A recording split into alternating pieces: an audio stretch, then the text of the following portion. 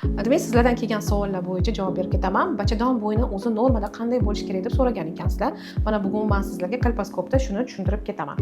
Bu sog'lom bachadon bo'yni, ya'ni bachadon bo'ynimiz tug'magan ayollarimizda konik shaklda, ya'ni uchliroq, kichkinaroq bo'ladi. Tuqqan ayollarimizda silindrik shaklda bo'ladi. Va bachadon bo'ynimiz ikki qavatdan iborat. Tashqi qismi ektocervix va ichki qismi endocervix.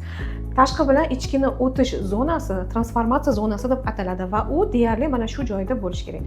Sizlar ko'pchilik aytasizlar-ku, bu eroziyami, nima ekan deb. Men aytaman, ko'pchilik ayollarga bu ektopiya holati deb. Ya'ni ektopiya bu o'sha ichki qizarib turgan silindrik epiteliy o'zi normada qizil bo'lib ham ko'rinadi. Tashqariga chiqib qolishi bu ektopiya holat deyiladi. Eroziya esa bu shili qavatni o'zini yemirilishi hisoblanadi. U transformatsiya zonasi bilan bog'liq holat emas. Yana bir bor aytaman, sog'lom, normal sheyga qanday bo'lishi kerak? Yana mana shunday ko'rinishda tashqi qismi va ichki qismini o'tish zonasi mana shu atrofda bo'lishi kerak. Ustida hech qanday yaralar bo'lmasligi kerak, kistalar bo'lmasligi kerak, qon tomirlar ko'rinmasligi kerak.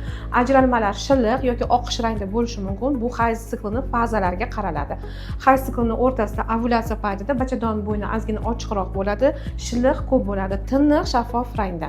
Hayz kelishiga yaqin yoki hayzdan keyin biroz oqishroq rangda bo'lishi mumkin. Bu ham normal holatda. Bachadon bo'ynidagi mana shunday o'zgarishlarni bilmoqchi bo'lsangiz, mana shu kolposkopiya tekshiruvidan o'ting. Agar sizda ham shunday muammolar bo'lsa, marhamat qabulimga keling.